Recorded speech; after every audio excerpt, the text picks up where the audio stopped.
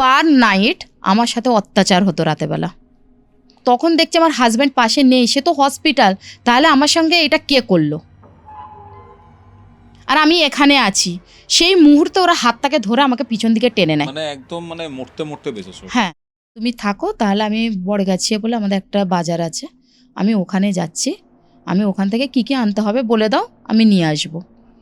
ওখান থেকে আমি বললাম ছেলে মেয়ের এই দরকার আছে, তুমি নিয়ে আসবে, আমারও দরকার আছে, যা যাবতীয় যা দরকার জিনিস। ও যখন গেল ভালো, যখন আসছে ওকে যেন কেউ ওর গাড়ির পিছনেতে ছিল, ওর হাত ধরে টেনে ফেলে দেয়, ওকে অ্যাক্সিডেন্ট করে দিল।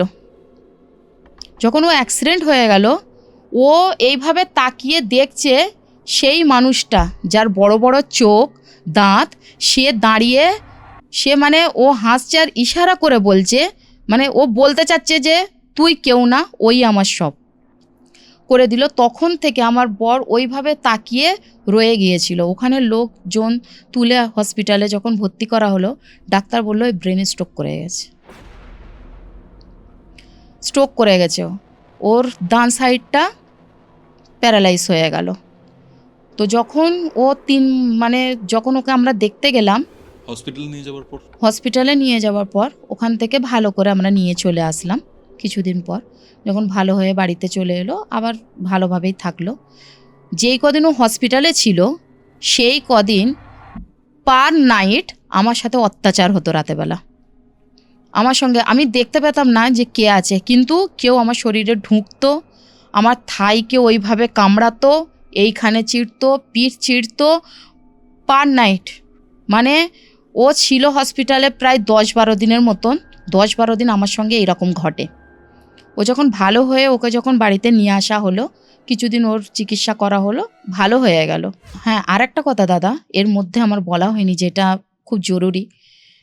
আর মানে যখন হাজব্যান্ড যখন ওখানে ছিল হসপিটালে, হ্যাঁ হসপিটালে যখন ছিল ভর্তি, ওই 6-7 দিন পর যখন আমি শুয়ে আছি, মানে এই অত্যাচারটা চলছে, অত্যাচারটা হ্যাঁ এটা চলছে, যখন আমি শুয়ে আছি আমি ভাবছি আমার হাজব্যান্ড হয়তো আমার সঙ্গে মানে শারীরিক সম্পর্ক একটা, মানে যেটা আমার সঙ্গে হচ্ছে আমি জানছি আমার হাজব্যান্ড, আচ্ছা আমি জানছি ওটা হয়তো আমার হাজব্যান্ড। কিন্তু যখন ভালোভাবে যখন আমার মানে হুঁশটা এলো, জ্ঞানটা এলো, তখন দেখছি আমার হাজব্যান্ড পাশে নেই, সে তো হসপিটাল, তাহলে আমার সঙ্গে এটা কে করলো? মারাত্মক লেভেলে চলে গেছে ব্যাপারটা। মানে ও আমার রক্তেই মিশে গেছে, ও আমার রক্তেতে পুরো মিশে গিয়েছে। মানে যেটা বলে না যে আমি ওকে, ও আমার, ও কাউর হবে না, এই রকম। তারপর ওইটা হাজব্যান্ডকে নিয়ে আসা হলো বাড়িতে, ও ভালো হয়ে গেল। হয়ে যাবার পর কিছুদিন পরেতে যখন দেখছে যে আর সহ্য করতে পারছে না, হাজব্যান্ড পাশেই আছে, হাজব্যান্ডকে ছেড়ে আমি যাচ্ছি না, যখন আমি রাতে শুই আমার হাজব্যান্ডকে আমি এইভাবে জড়িয়ে নিয়ে শুই, কারণ আমি জানি আমার সঙ্গে আবার হয়তো সেইগুলো ঘটতে পারে। যখন হাজব্যান্ডকে জড়িয়ে নিয়ে শুই, দেখছি পাশের ঘরেতে সব ভাঙচুর হয়, সামসেটের ওপরে কিছু তোলা আছে, সেগুলো সব পড়ে যায়, ফেলে দিচ্ছে। মানে প্লেট আছে 6টা প্লেট একসঙ্গে এইভাবে গুছানো আছে, মধ্যিখান থেকে একসাথেই ভেঙে যাচ্ছে, এই রকম।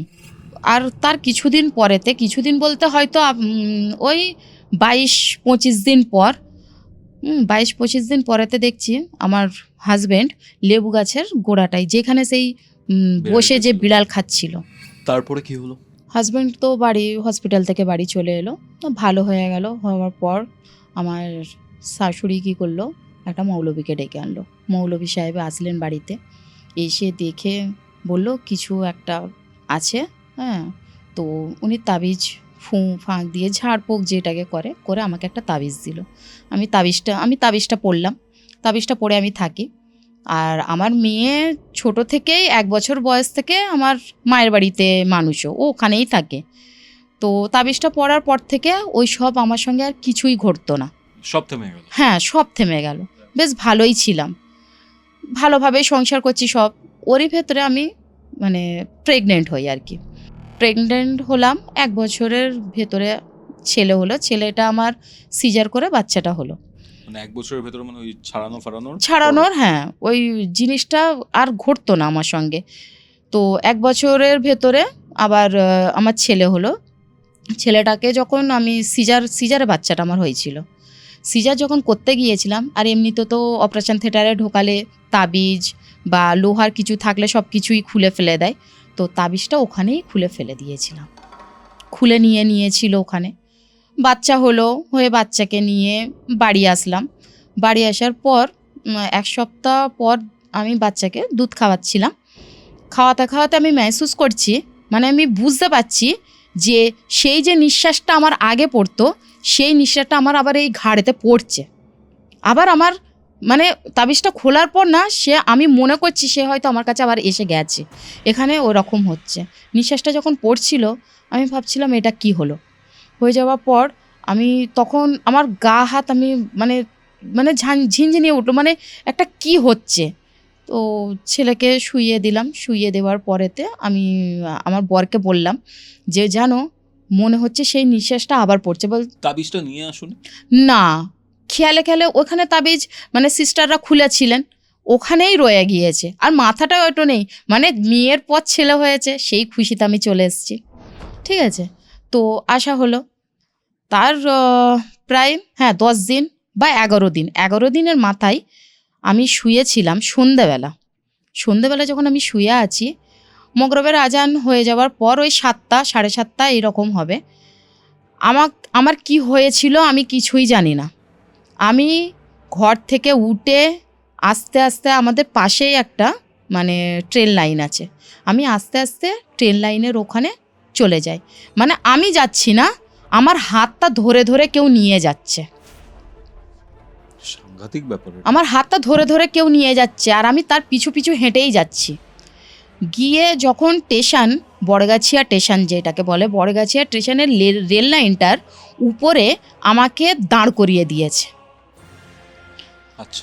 আর ওই দিক থেকে ট্রেন আসছে, ওই দিক থেকে দুটো গতিতে ট্রেনটা আসছে, আর আমাকে এই দিকটাতে দাঁড় করিয়ে দিয়েছে। আর আমি হাতটা এইভাবেই, মানে ও আমার হাতটা এইভাবে ধরে আছে, আমি এইভাবেই দাঁড়িয়ে আছি। মানে ভাগ্যটা আমার কতটা ভালো যে পিছনে স্টেশনেতে দুটো দাদা বসেছিল, সেই দাদাটা হচ্ছে আমাদের পাশের বাড়িরই।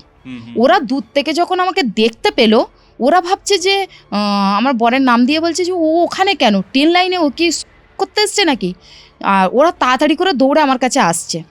যখন দৌড়ে আসছিল, আস্তে আস্তে আমাকে দেখছে আমার হাত এইভাবে, তখন ওরা আমাকে হাতটা মানে ট্রেনটা এইভাবে ঢুকছে আর আমি এখানে আছি, সেই মুহূর্তে ওরা হাতটাকে ধরে আমাকে পিছন দিকে টেনে নেয়। মানে একদম মানে মরতে বেঁচেছো। হ্যাঁ, আমাকে টেনে নিয়ে এলো। নিয়ে আসার পর আমাকে বলছে ভাবি তুমি এখানে কি করছো। আমি তখন চারপাশ দেখে জানছি আমি ট্রেন লাইনে কীভাবে আসলাম। বলছে তুমি তো এইভাবে দাঁড়িয়ে রয়েছিলে। আমি বলছি আমি এইভাবে দাঁড়িয়ে নিয়ে আমাকে কেউ নিয়ে এসছে, আমাকে হাত ধরে কেউ নিয়ে এসছে। তখন ওরা বলল যে নিশ্চয়ই কোনো খারাপ। ওরা আমাকে বাড়ি নিয়ে গেল। বাড়ি নিয়ে যাবার পর আমার হাজব্যান্ডকে বলল, শাশুড়িকে বলল, শ্বশুরকে বলল। তখন আমার ছোট বাচ্চা, তখন ওরা বলল যে দেখো যা করার তাড়াতাড়ি করো, কারণ কোলে একটা ছোট বাচ্চা আছে, বাচ্চাটারও ক্ষতি হতে পারে। আজকে কিন্তু মরতে বেঁচে গিয়েছে, এটা উপরওয়ালারই একটা শান। তখন মৌলভী সাহেবকে নিয়ে আসা হলো। তখন উনি আসলেন বাড়িতে, এসে বলল কি হলো। আমি বলছি ব্যাপার। বলছে তাবিজটা। আমি বলছি সেই তাবিজটা তো আমার বাচ্চা হবার সময় আমি খুলে দিয়েছি। বলে কেন খুললে, সে তো আবার তোমার ওপরে অ্যাটাক করেছে।